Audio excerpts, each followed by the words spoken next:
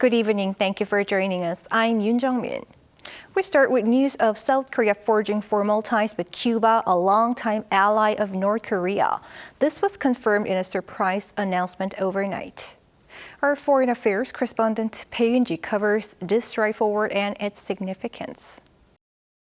Cuba has become the 193rd country in the world to form diplomatic relations with South Korea.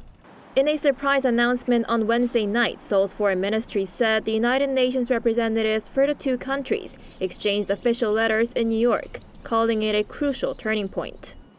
The establishment of diplomatic relations with Cuba, the only country in the Central American and Caribbean region with which we did not have diplomatic ties, is expected to serve as an important turning point in our efforts to strengthen diplomacy in the Latin American region.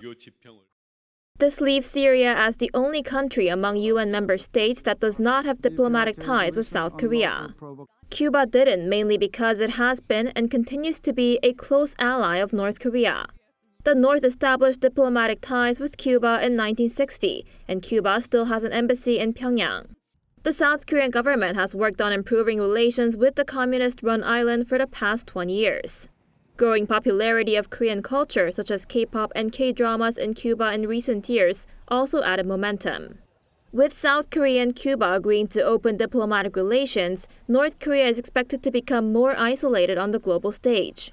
In fact, a senior official from the presidential office told reporters on Thursday that North Korea will inevitably face a political and psychological blow. By forging formal ties, South Korea also hopes to expand economic cooperation with Cuba. Seoul's foreign ministry said this is expected to help support Korean companies doing business in Cuba. As of 2022, the trade volume between the two countries amounted to approximately $14 million in exports and $7 million in imports. Also, Seoul aims to provide consular assistance to Koreans visiting Cuba. Before the pandemic, around 14,000 Koreans visited Cuba annually. And there are about 1,000 people descended from Koreans who moved to Mexico in 1921. During Japan's colonial rule, who are currently living in Cuba. Bae Eun-ji, Arirang News.